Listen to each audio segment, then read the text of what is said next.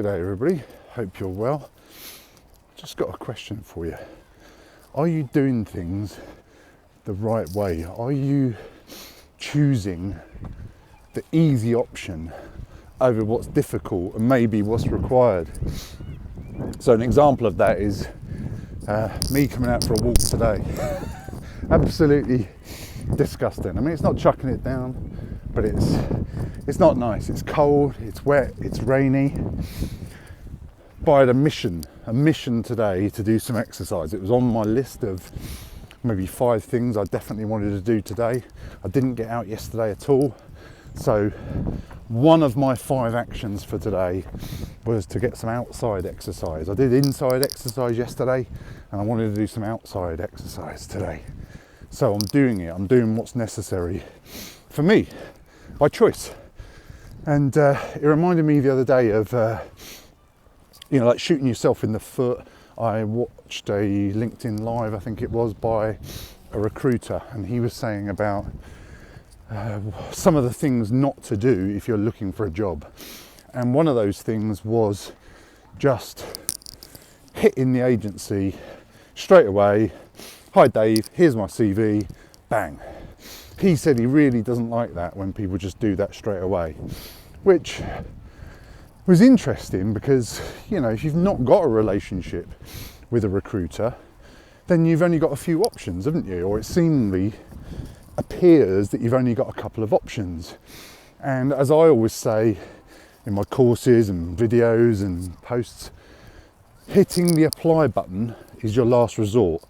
Right? And that's the same for me as well. I try and avoid hitting that apply button. I rarely do it because you're just going into a big bucket of people that have applied for that role. And you're just a number, aren't you? You're just a body in line waiting to get processed, hoping to be seen. Hopefully if your CV is good enough, all that stuff, right? The second thing is I always say, if it's got the recruiter's name on the job spec, or the job advert, for example, if you've been sent a job by a job serve, it'll say the person's name maybe, if you're lucky. Not always. If you do, it'll sometimes have the agency name there as well. So what I always do is do a quick LinkedIn search for that recruiter's name. So I did this myself yesterday. So I'd updated my CV myself and uploaded it back onto a couple of the job sites, just double checked that I had my email notifications turned on, refined them a little bit, tweaked them, added a couple more keywords, maybe took a few keywords out. And I noticed a job that for some reason hadn't come through on an email notification. So that's why it's good to not just rely on your email alerts, is to actually go onto the online system, JobServe in this case, and sometimes do a check of your search criteria, rerun it. For whatever reason, this job hadn't come through. Now, it was a job that required DV clearance. So for those of you who don't know DV clearance, you've got BPSS, which is like a basic DBS type check you haven't got any criminal records, stuff like that. I had to do one for a couple of jobs. Then you've got SC clearance, which is security cleared. And I've had that in the past, and there is one, I think next level down is like enhanced security clearance, I think there is. And then below that you've got DV, which is developed vetting. It used to be called positive vetting, I think, and that's the big one where they go through all your finances. I've been interviewed by a guy before from the government who was doing a DV check on a friend of mine, and they wanted to know lots of stuff. They wanted to know, is he heavily in debt? Does he have a penchant for online gambling? They wanted to know what his sexuality was. Has he had any dabblings in, for example, if I said he was straight, which he is, they wanted to know if he had any dabblings of homosexuality. It was really weird because I remember we were having all these questions in pret-a-manger.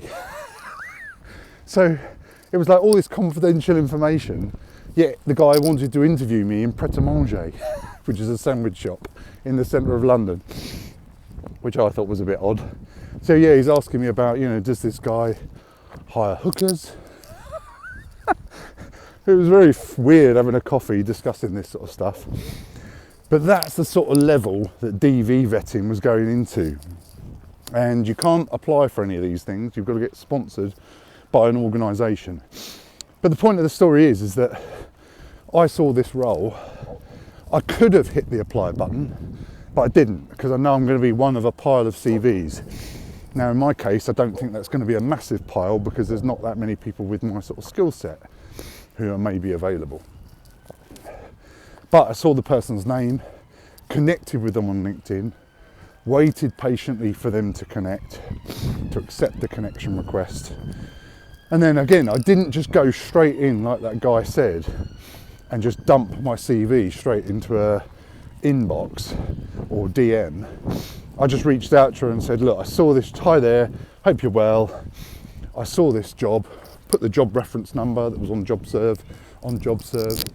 It requires DV vetting. Is that a showstopper if I don't have that?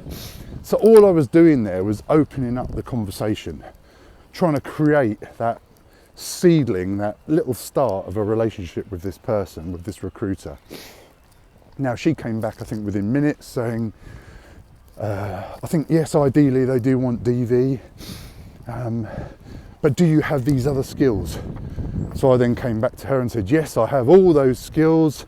I'm very good in this area, I'm learning this area, whatever it was. And I've had SC clearance in the past. I used to work on military bases, things like that, and other government sites. So I've had SC clearance in the past. Happy to go for DV clearance. And of course, some organisations, if they see the right skill set, they'll do what it takes to get that person. I've been in that situation before. And maybe it could be the situation, I don't know, that I could start work on that sort of project, get familiar with stuff to help them out still.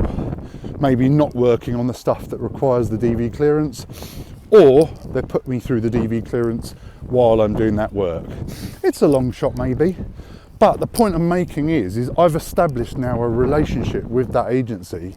I've not even sent her my CV yet. Okay, she's not seen my CV at all.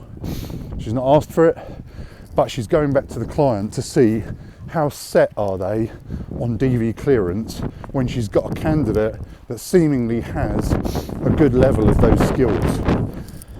So just have a think about what you're doing that shoots yourself in the foot. Maybe you're taking the easy option sometimes. Maybe you're discounting a role because of it's SC cleared or DV cleared or whatever. Maybe you're jumping in too early, firing off your CV too soon. Obviously you might be sending a CV that's not up to scratch. I saw one the other day, again, loads of graphics and logos all on it. Lots of mistakes. But again, maybe your CV is not like that, in which case that's great. But if you want that free CV advice, just get in touch. Okay, nothing to lose, because it might just point you in the right direction for improving your CV 10%, 5%, 1%.